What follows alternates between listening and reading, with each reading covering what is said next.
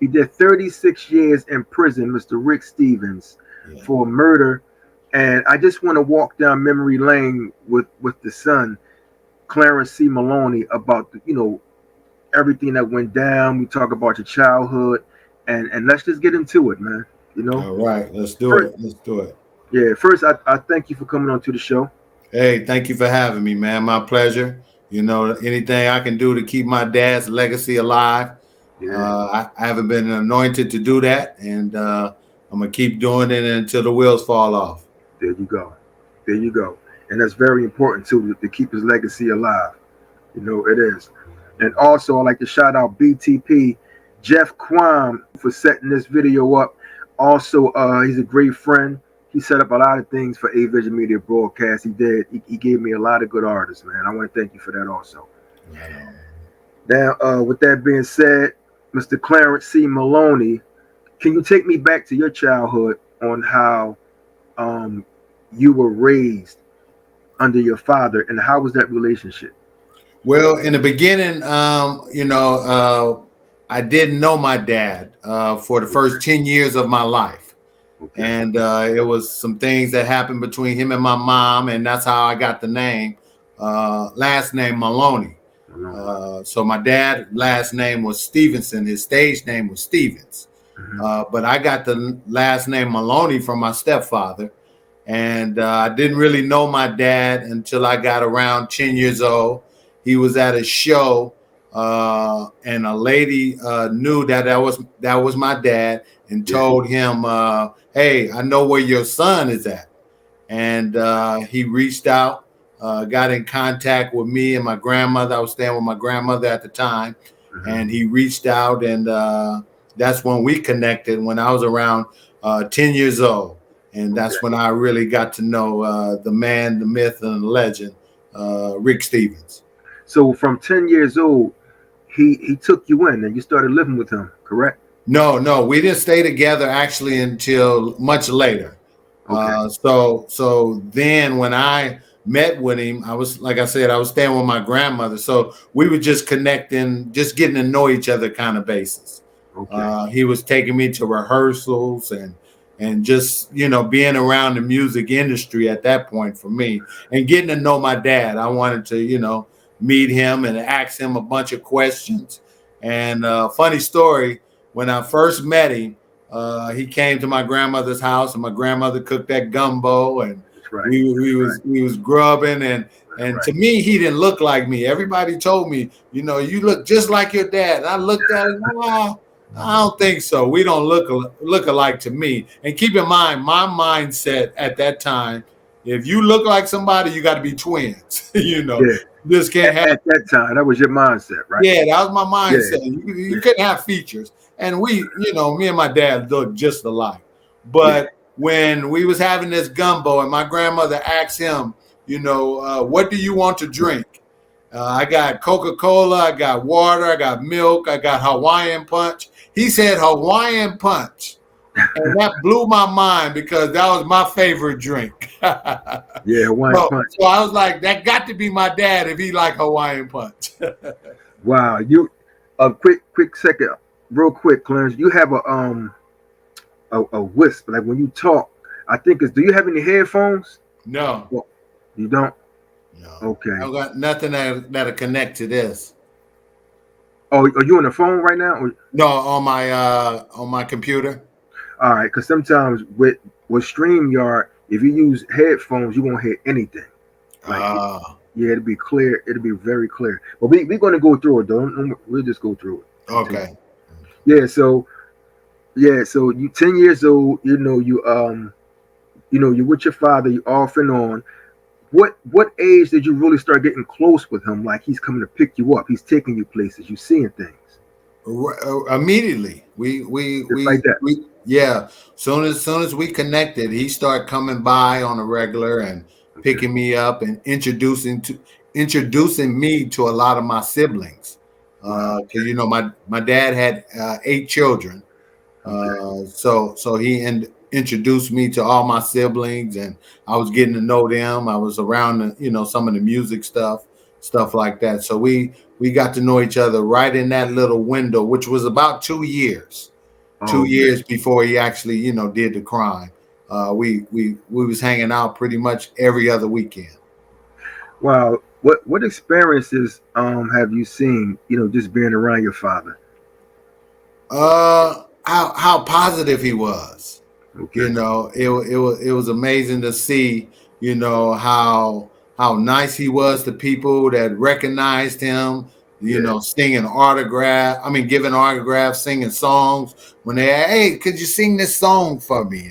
And, all those different things, how, humble and nice he was as a, as a man and stuff like that. So that tripped me out because, I didn't know no father. I didn't know no dad other than my grandfather, of course. Okay. But at that time, this was first experience around a dad, Mhm. kind of thing. Wow. And your father, which is Rick Stevens, he joined Tower of Power in 1969 as a vocalist. Yes. Right? Yes. He was him. They had another lead singer named Rufus Miller. Rufus Miller. So Okay. him and Rufus Miller was the Tower of Power original. These are original guys who was the lead singer for Tower of Power at their initial beginnings. Okay. And Rufus, their first album was East Bay Grease. I see the East Bay Grease. Yep. Yeah. So that was Tower of Power's first album on the Bill Graham label. Bill Graham, big time promoter in the Bay Area. He was the label. He headed the label for Tower Power at that time. Yep. East Bay Grease. Also, especially on the track "Sparkling in the Sand." That was another track. Yeah.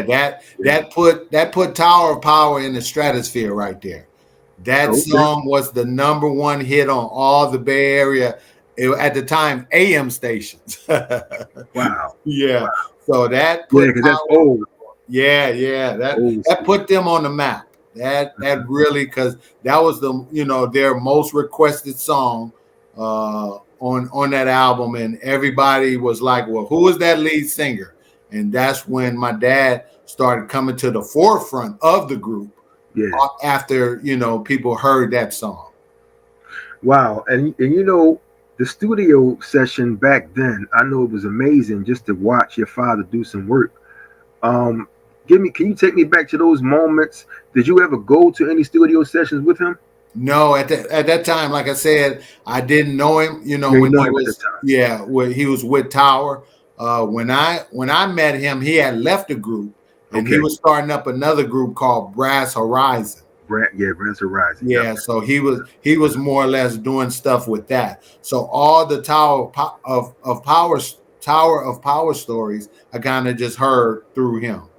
Now after that Tower of Power stories, other stories after that, right? Yeah, After that era, okay. So the studio time when he was with Brass, with the new group, yeah, Brass Horizon. were you with him then Yes, in the studio sessions? yes.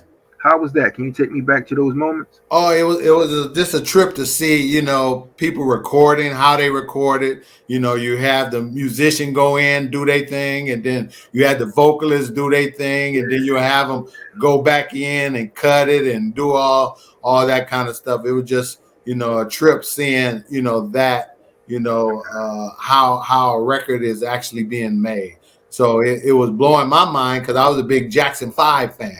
And I always wanted to know how Michael and all them boys was doing that recording. So it gave me a visual of how things are being recorded and made in the studio. Wow, yeah, because I know when I used to go to the studios back then, after a while, I started recording music with the group that I had. And you kind of get hooked onto it because you like the mixing board. You love how the walls is patterned, the microphones, the booth. Yeah. I got kind of like hooked onto that, man. So I know the feeling. Right. Yeah. Can you give me the story about Emilio Castillo? I might have the name wrong. Castillo? Yeah, Emilio Castillo is the original member of Tower. He's the one that put the group together. Okay. He was the mastermind of the group. So he put it together. And when he met my dad, he was a young teenager. And Okay. he When was you met putting his group together, and he used to sneak in nightclubs to see my dad perform, to see Sly Stone. Sly Uh, Stone. yeah, I used to see him perform, and all the Bay Area bigwigs used to perform at nightclubs around the Bay Area. And Emilio, being a musician and wanted to start his group, used to come around, sneak into clubs, and that's how he met my dad from that experience. Okay, back then. So Emilio Castillo, Yeah. right? Yes. Wow. So I know you have seen some things, with your father, with him doing 36 years in prison. Mm-hmm. How often did you visit your dad? Probably once a month. Yeah. Wow. At least once a month, I go see him because he always wanted to see me. And I wanted to meet my dad. Because keep in mind, I was young, and I didn't only knew him for 2 years out. Yeah. When he was out, only knew him for 2 years. So I wanted to go there and interview my dad. Every time I went there, I went to interview him. It was an old show back in the 70s called The Courtship of Eddie's Father. Okay. And he was, talking about him and his dads, getting to know each other. And Yeah. so I wanted to do that. I was going to jail not to just visit. I wanted to get in. I wanted to know, okay, how did you get with Tower? How did you, get with this girl? What was my mama like? What was, the group like? Tell me about who was famous, that you was on tour with. He told me Aretha Franklin, Boss That's Scaggs, right. That's right. all the different people he was telling me. He was telling me about Aretha Franklin when they first signed. Aretha fell in love with him and wanted Tower Power to be on tour with her. Because she fell in love with that group, and she say, "I love this group and I love this lead singer." Wow. That's amazing. Did he ever tell you at what age did he start Tower Power? Well, what age was he in the group? He was 25, and most of Tower at the time was like 18 or 19. So he was like the old head up in the group. So he was the elder statesman of the group. How did they all come together? And that was my next question when you mentioned you asked your father the same thing. That was Yeah. my next question. How did they all come together as a group? Well, once Emilio, who was starting his own group, got of age, he used to come to that club and perform with his group. At the time, it was called the Motowns. Okay. So he used to come to the group with the Motowns, and they'll perform. And my dad would, since he knew him, he would join them on stage at times. They had the lead singer, Rufus Miller, and he was singing a lot of, hardcore stuff. And my dad would come up there and join him, and he would sing a lot of the ballads because my dad was good with the ballads. And Emilio liked him. He always called him on stage. Hey, Rick, come on up there and sing with us. And he'd come up and sing some, they were doing cover tunes at the time. Yeah. So he would come there and sing the cover tune with the group, and they developed a bond. And once it was time to go meet with Bill Graham, my dad was all the way in with him at that time. Wow. I have an article to read to you in reference to Rick Stevens, your father. Okay. This article states that in February 1976, I was born 1976, but May. But this says in February 1976, Rick Stevens traveled to Santa Cruz Mountains to meet with two brothers, Andrew and Harry Austin. Right? Yes. I don't want to continue on with the story, but can you tell me exactly what happened with your father being incarcerated and why he had to do 36 years in prison? Yeah. Well, when he was with the group, everybody was heavy on drugs. Yeah. And the dope dealers at that time, they used to like to front the big time singers because they get, good seats to the gigs. They get front row seats and and all that kind of stuff. Get to go backstage and all that. Yeah. And they was fronting a lot of the artists, the groups in the Bay Area, everybody pretty much. Yeah. Well, when my dad left Howard, he had got such a large bill. Now these boys wanted their money. And But I'm sorry, let's go back. He got a large bill. a bill from the dope dealers. They wanted, He kept borrowing. Yeah, he left the group, but he still wanted, the dope. Yeah. And he was on heroin at the time. Okay. And the dope dealers, after fronting him all this money, dope. Now, since he left the group, they're not getting backstage and all that. They want their money. That's right. And they said, well, if you don't give us that money, man, we coming to get you. We coming to get you and your family and everything you love if you don't give us that money. So my dad's, once he heard that, he knew he didn't have the money. He was like, you know what? I got to go get them. And that's where that story kicks in. He went to Santa Cruz to go and confront the people that was coming after him before they got him. He went to them before he went to them. Yeah. Wow. So that's how it kicked off, right? From there, right? Yeah, that's how it kicked off. He went to get them, him, his brother, his two brothers, and they went and got them. And he killed two guys, and then there was a third guy. He got with him and killed him as well. So he murdered three guys. That was all that was after him. Yeah, and it did states that he was convicted of murder in the first two killings and manslaughter in the third, and found eligible for the death penalty. They was going to give him the death penalty. Yes. And how he get off of the death penalty? Well, he actually, was going to be sentenced to the death penalty, but at that time, Governor Jerry Brown was the governor of California. Mm-hmm. When he got that sentence, after that, Governor Brown outlawed the death penalty in California, and anybody that was eligible for the death penalty now was sentenced to life without parole, because it was unconstitutional at that time. Exactly. And that's what he fell into that window where it became unconstitutional, and Governor Brown wrote it up to where nobody in California is going to die by lethal injection or the death penalty. Wow, just looking at that, going to see your father at that time, what was going through his head? Was he sad talking to you at times because he knew he couldn't be there for you? So was he kind of sad of not really being there for you? And how was that conversation when he explained his story to you? Well, at that time, we didn't get into the crime and stuff, because of the sensitive nature of it. Okay. We was just getting into what he was trying to do at this point of his life.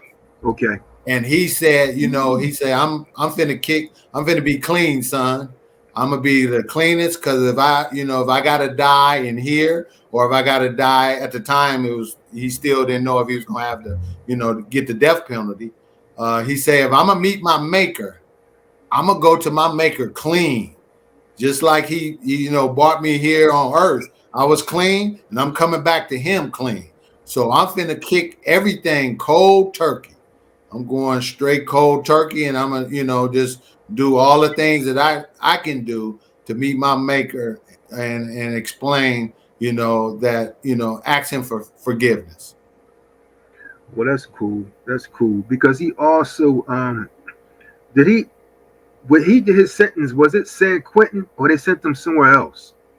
He went numerous places. Originally it was Vacaville, then San Quentin, then a place in there. It was pretty much every jail in California they kind of shipped him to. At one point, he did majority of his time in Vacaville. And Vacaville, most of the time, it's like for they doing medical stuff. They don't keep you there for a long time unless you have a serious illness. Okay. But he befriended the warden when he was in Vacaville. So the warden kept him in Vacaville because he would do things for the warden. One of the things he would do, the warden would have him go outside of the jail to do performances at juvenile halls and at risk places. At risk, yeah, and he would tell his story at these places. And keep in mind that was unheard of because he was a lifer, and most lifers don't go outside them gates or the wall. They don't go outside because they don't have nothing to lose if they ran. If they got up out of there, you don't have nothing to lose. You're a lifer. So your dad was sentenced to life. Yes, without parole. They wanted to give him the death penalty, right? But they gave him life. They ended up giving him life. How did he overturn his life sentence? Say it again. How did he overturn his life sentence? Governor Brown overturned it when he wrote that bill saying, nobody's going to get the death penalty. So once he got that, then it was time to go to sentencing. And when he went to sentencing, the judge said, "Man, Mr. Stevens, I'm glad I don't have to sentence you to death. But I hope you do some things good in your life. But I do have to sentence you to life without parole." I know, that's the thing. If he got life without parole, he still managed to come home in 2012. Yes. So how was that sentence cut? Because there's no such thing as life without parole. You still go in front of the parole board. So everybody that got life without parole, they still got action at going in front of the parole board and finding out if they are rehabilitated and if they can come home. So I'm sorry, go ahead. So that's almost just like a thing. When you hear life, you think you're not coming home. You hear life.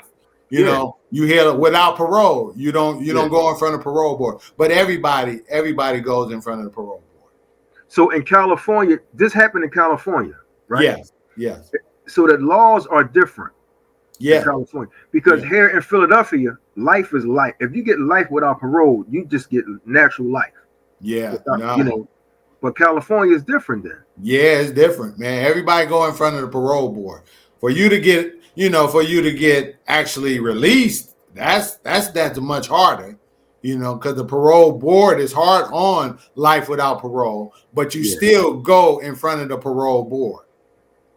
Well, I know when he went in front of the parole board, and they asked him a few questions. I know when they approved him to get out of there, it was like a great feeling because he did 36 years in prison. Yeah, and keep in mind he went in front of the parole board probably over 100 times. Oh, okay, now I understand that. Okay, he kept appealing it, right? What they do is they say, okay, you come in front of the parole board, and they say you're denied. Come back in 4 years, do this program or do this, and you come back and we'll see. So he would go and do some stuff. He'd go to college. He'll do some church stuff and do all these things to keep his paperwork clean. So when he go in front of the parole board, but they were just kind of just playing with him, just making him be a model prisoner kind of thing. But he would always get denied. Wow, and I also found interesting is that the judge urged him to become an evangelist about the dangers of drugs and having committed to Christianity. So they asked him to become an evangelist. Yeah, well, they wanted him to be a testimony to some inmates, to the world, anybody, because that judge realized that when he first got convicted, he was going to have to sentence him to death. Yeah, that's right. He knew he was going to have to sentence him to death. And then in that time, Governor Brown came with this bill, and the judge now didn't have to sentence him to death. And the judge thought that was a miracle. Yeah, and and it was. And he wanted him because he knew how powerful that was. For you to fall into that, that meant you need to do some things in the world to help because you're here for a reason, and that's why the judge said that. And he became a good friend of my dad. He used to write my dad. He used to, accept my dad's phone call, and they became a real good friend too. Wow, that's wonderful, man, because he also formed bands, like a music band. He did like the music program, and he formed a band in prison. Yeah, he started the music program. He started it. Yeah. He was in there. He befriended Pastor Barham. Pastor Barham told my dad if he didn't come to this ministry, he was going to give him a write-up. and my dad didn't believe in getting write-ups because keep in mind, he's trying to keep his record clean. That's right. So my dad came and just wanted to hear the pastor out. And once he heard the pastor talk, and they became good friends, he said, okay, I'm going to come to your ministry and I'm going to help you start this church band musical thing in church and in the jail. And once he did that, all the inmates found out Rick Stevens is a part of this music band in church. Man, everybody wanted to join. And I heard they had the best gospel musical jailhouse band in the country. And they was real bad. Wow. See, he went in, he had a positive mind. So the warden seen something in him. So they have allowed him to be a part of a lot of different programs. And they probably kept him in jail longer just to continue on his journey with the inmates and to try to change people's lives also. So that didn't have no effect. The crime kept him in jail. Okay, the crime. But he did get out in 2012. But they really appreciate it. That's a story too. We got to get into how he ended up getting out. And that's my next. It says it here. That's my next question. He was paroled in 2012, right? Yes. Can you take me back to that moment, how he got out of prison? Okay, what happened was he was, keep in mind all the stuff he did with Tower of Power at the time was on vinyl and it was on cassette. Yeah. And they had this thing while he was in jail called Apple Music. And now everybody is what? They streaming music. That's right. So if you had Tower of Power, you want to put them on your iPod. So now you're downloading the music that was old. But now he's getting royalty checks. That's right. Because now everybody wants, you're still a young man and what is hip and down to the nightclub and sparkling and sand. They want it on their iPod. So I'm sorry, that's real quick. Just go back a little bit. I'm sorry for cutting you off. I need to know this. Okay. Was he getting royalty checks sent to the prison or to his family? To the prison. Wow, to him. He was getting them royalty checks. Wow. Keep in mind, he wasn't getting a lot in the beginning. Yeah. Because all the royalty checks was paid off because ain't nobody buying that stuff no more. But they started back up in jail. They started back up in jail because of Apple Music and the whole streaming thing. Wow. That's when the royalty checks start flooding. That's right. They start coming, bring. He getting hit up with, all kind of money. Wow. And that's how he ended up hiring a lawyer because he took that money and didn't, just put it away. He said, I'm going to hire the best lawyer possible to get me up out of here. That was his mindset. And he found this lawyer. This guy name is Peter Bolden out of Sacramento. And my dad called him a pit bull because he would go in there. He found out he'd go in them courtrooms and he'd go in there and fight like a pit bull for you. That's right. And he put all his money behind this guy, Peter Bolden. And Peter Bolden, when he seen his case, and he talked to him about this case. He said, Rick, you've been denied all these times of parole, over 100 times. He's like, well, why are you getting parole? He say, because of the crime. Yeah. Because of the crime, he say, Peter Bolden say, the crime don't change. So they can't deny you based on the crime. They can't, because, yeah. That's where I got him. I got him now, Rick, because they keep denying you based on the crime. And they got to come with something else. That's right. Because the crime ain't going to never change. So when a lawyer came, Peter, right? Yeah. When Peter stepped up, he brought something different to their brains and let them know, like, listen, you know, you got to let my client go.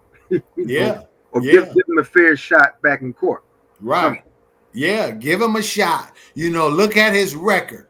His record was immaculate. Keep in mind, he had the Vacaville where he was going out performing and singing. He had the church ministry. He got degrees. He was a leader in jail. Everything that the parole board wanted, he did with 100% effort. And everything that, you know, you can deny a man after 36 years other than a crime, they didn't have nothing. He was a model prisoner.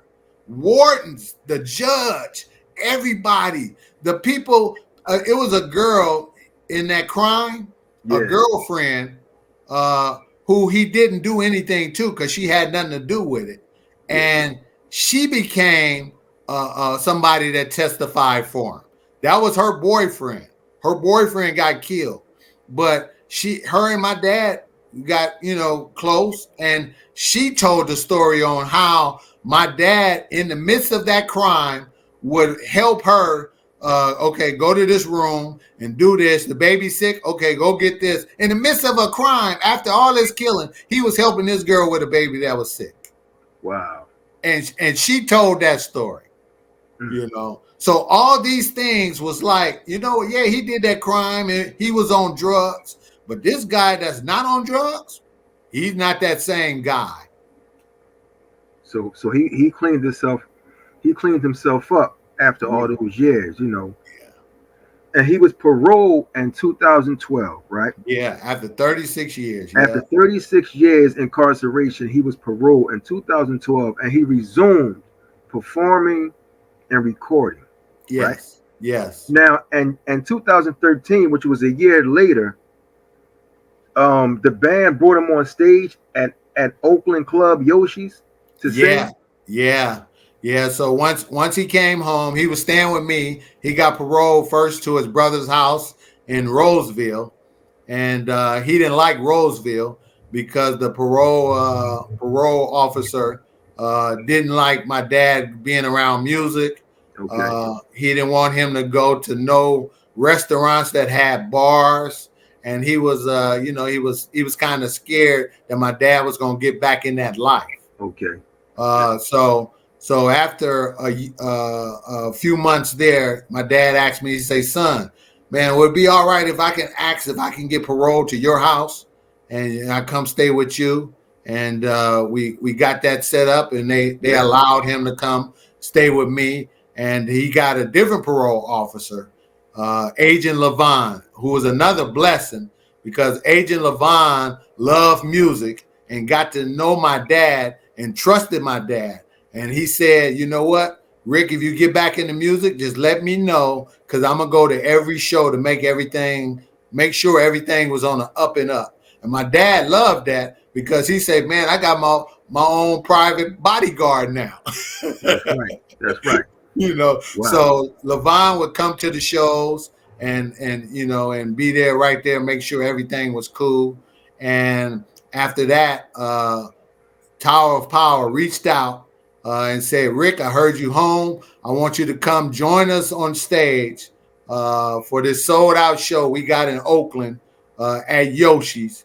And I want you to sing signature. Right? Yeah, the signature song, man. You're still a young man. And keep in mind, Tower of Power been performing, for over 50 years. And the song that they end every show with is You Still a Young Man.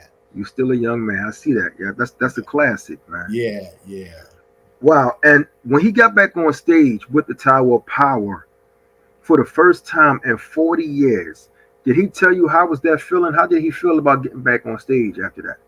Man, he told me he levitated. He could Wow. not feel his feet. He Wow. felt like he was walking on air. Wow. He said he was as nervous as he has ever been on the stage.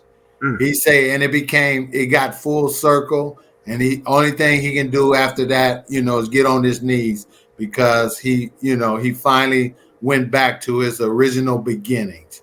And my sister, my wife, my son, Hmm. me, all of us, all my sisters, we was there right there on stage, and for us to see him do that, man, it was almost like the Holy Ghost was getting in us, man. We was all, feeling some kind of way about that whole thing. Yeah, about that whole situation. Yeah. Yeah, man. It was amazing, man. And you can check it out on YouTube. My dad, being on stage with Tower Power for the first time after 40 years, man. It was amazing. It was amazing. A made for TV kind of experience. Wow. After doing 36 years in prison to being on heroin, dipping in cocaine. I want to say, was he dipping in cocaine a little bit? Yeah, he dipped in cocaine, heroin, but that was his choice. He called it, I think, speed balling. Yeah, Uh, speedballing. yeah, So yeah. So he at, was into that. after those episodes that he went through, 36 years in prison, the drugs, he went back out. He was released and went back out in the world, which is the stage performing. And do you recall what age did he get sick? Because I know he passed away at 77, right? Yeah, about At, 76. at what age did he start that his body started deteriorating, or just not only that, I'm going to use that. He started getting sick. What age was that?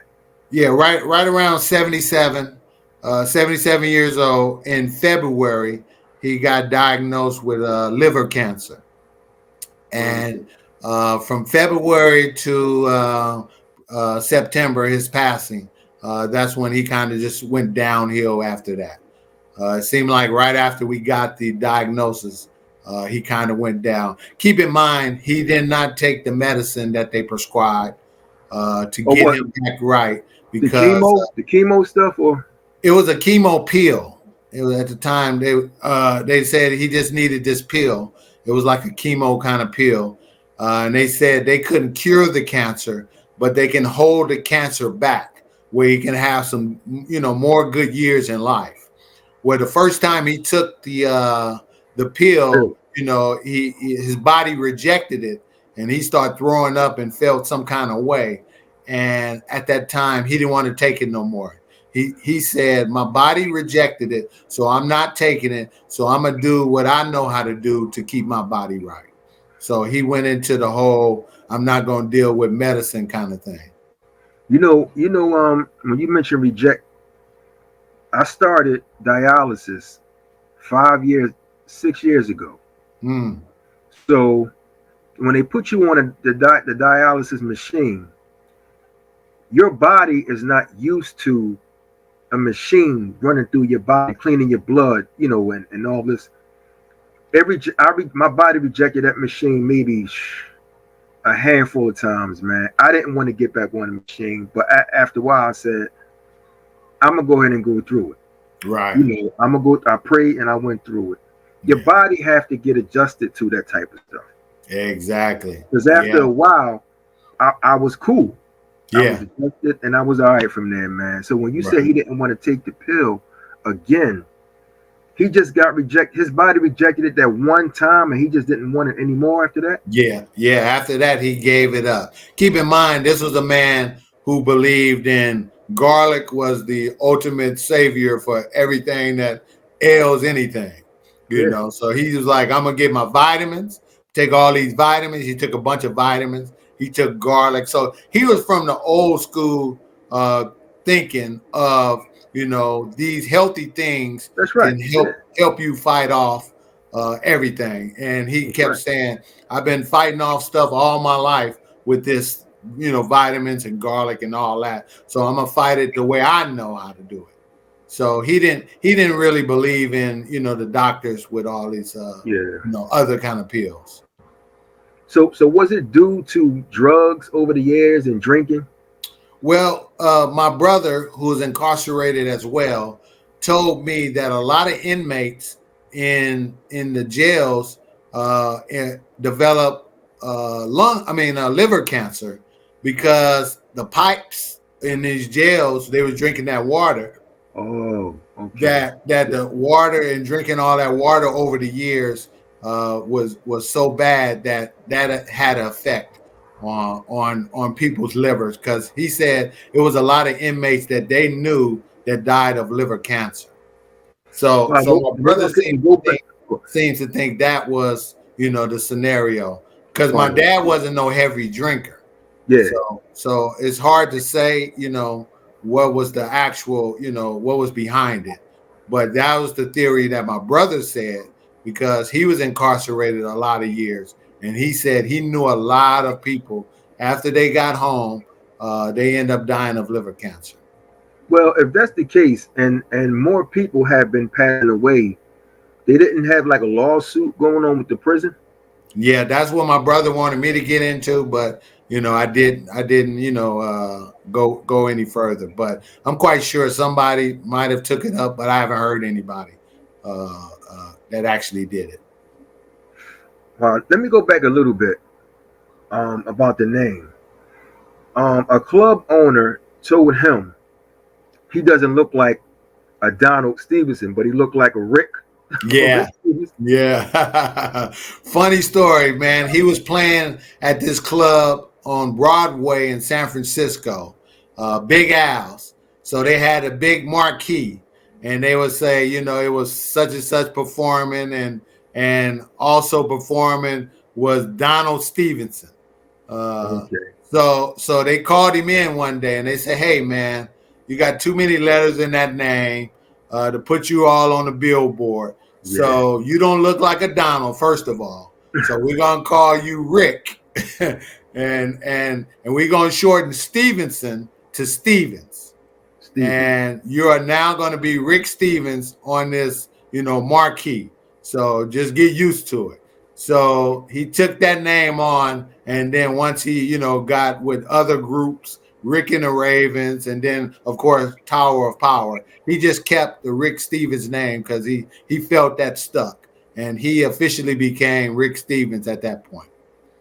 Now, when I watch Rick Stevens, man, when I watched your father, is he mixed like Italian or you know? Yeah, yeah. Well, keep in mind he was adopted.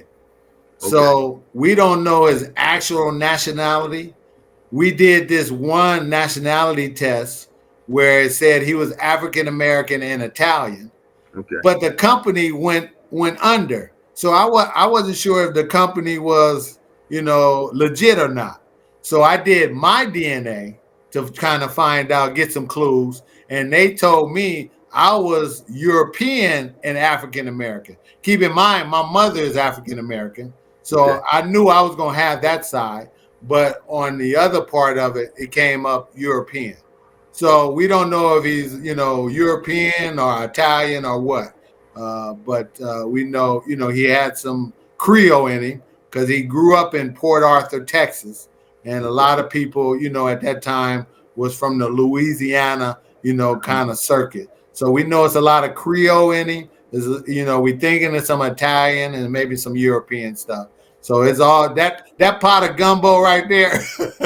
Yeah. So it's kind of hard to say. Yeah, yeah. So that's one of my goals as well, to do more research on, Yeah. my, actual nationality, to kind of get a little closer. But this DNA stuff, it ain't just cookie cutter where you could think, you're gonna do this test and they're gonna tell you one thing, man, because it's a laundry list of nationalities that come up. Wow. And just with the royalties that your father Rick Stevens was receiving, right, Yeah, over the years, and once it got bigger and bigger, yeah. did he even like while he was performing? Did he ever get a chance to buy something like an estate? like some homes, land. And when he returned, when he came out of jail, when he was paroled from jail, did he leave you with anything? Because he was getting older. Right. He like 70 something now. Did he leave you with something? Whereas though, here you go, son, you take this. Right. No, he didn't leave nothing because keep in mind he spent the majority of the bulk of the royalties on his lawyer. So that was the bulk of the royalties at that time. Then when he came home, he was doing performances, and Yeah. he would give my family, the household, some money for taking him in, that kind of thing. But he didn't have a lot to give. We was kind Okay. of making sure that he was okay, That's and we was trying to tell him, hey, no, you keep this. But he insisted. You'll wake up in the morning, he'll have money on the table, when you wake up, kind of thing. But the royalty checks, it goes to the family after he yeah, passed. yeah. So what I did once I found out he passed, I got all the information and I got all my siblings. I got them signed up. So now it's eight. It was eight of us, and we end up splitting one. We get 1/8 of all the royalty checks Wow. that comes in now. So all of my siblings now are getting royalty checks, and I tell them, I say, yeah, your dad didn't pay child support, but he's paying it now. You right about that. With Yeah. all those royalty checks coming in. Yeah, yeah. So we still get paid, man. We still, and surprisingly, sometimes the royalty checks are coming right around my birthday. And I was like, oh, thank you, Dad. Thank you, man. Because I know he's setting that up with the good Lord upstairs. Well, how much just a ballpark figure. How much can you get? Like how much does a royalty check holds? Like how much do you think the biggest check was that you ever got or your dad ever got? The biggest check I got, keep in mind, it's all divided. We get about $1,500 to $2,000 between the eight of us. Some days you get 200. I mean, some months they come quarterly. You get them every quarter, kind of thing. Some quarters you don't get nothing. Some quarters you hit big. The biggest thing that we get, since Tower of Power is still on tour, a lot of people are still downloading or doing their music because Mhm. they're out there still, touring, and they're going all over the world.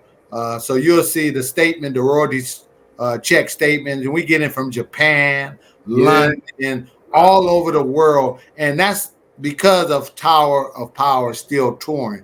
They're keeping those songs alive with that touring that they do, and they tour. Keep in mind, over 200 dates a year. They Wow. are active. They're still active and going, man. And that helps with the royalty checks. That's wonderful, man. It is, and I want to thank you for sharing a story, about your father. This is Clarence C. Maloney. The CC Stevens, CC Stevens, this man. is CC. This is CC Stevens. Correction. Yeah, yeah, CC Stevens, the son of superstar Rick Stevens, the late Rick Stevens. yeah. I want to thank you for sharing a story about your father, man. And Right on, right on. I just want to know, can you let the viewers know, like, what are you doing right now? Right now, I'm dabbling in music. I'm trying to learn the music, how to get involved in that. So I'm, as you can see, my studio in the back. I Um, see. I'm doing some stuff like that. I'm trying to recreate some Tower of Power stuff. We're working on a Netflix documentary with Darren Shepard. He's been working on it for some years about my dad's life. So we hoping to get that green lit. So we can share my dad's story on some of these Netflix and Okay. all these different things that's going on, and just trying to do anything I can to keep his legacy alive. Hopefully, get a book out. If I can get some book Yeah. writers and all that kind of stuff, but just tell his story because anytime somebody go from the top to the bottom and then back to the top again, and you get the death penalty and you end up coming home, man, that's a story right there. So That's I right. want to tell that story of his life because to me that's powerful. And there ain't too many people I know who has dealt with that kind of stuff in life. So I That's just right. want to continue to keep that story alive and keep the memory alive, and You know, if I don't meet nobody that can do it, I'm gonna do it. You So I gonna do it. appreciate you for helping me keep that story alive. Mhm. And it's a lot of messages I want to share with the world. Yeah. And I'm gonna continue to do that. Viewers, we have C.C. Stevens, the son of the late Rick Stevens of from Tower of Power, man. I want to thank you once again for coming on. Jeff Quam for setting this up, man. I thank you so much. And hopefully we can do this again when you get everything right, the documentary, Netflix, you get it all. Come Yeah, back and share that story with us again, man, on A Vision Media Broadcast. for sure, for sure. You got my love, my brother. Thank you, thank you. You're welcome, man. Peace out, man. This is A Vision Media Broadcast. Thank you, man. Salute. God bless. God bless, man.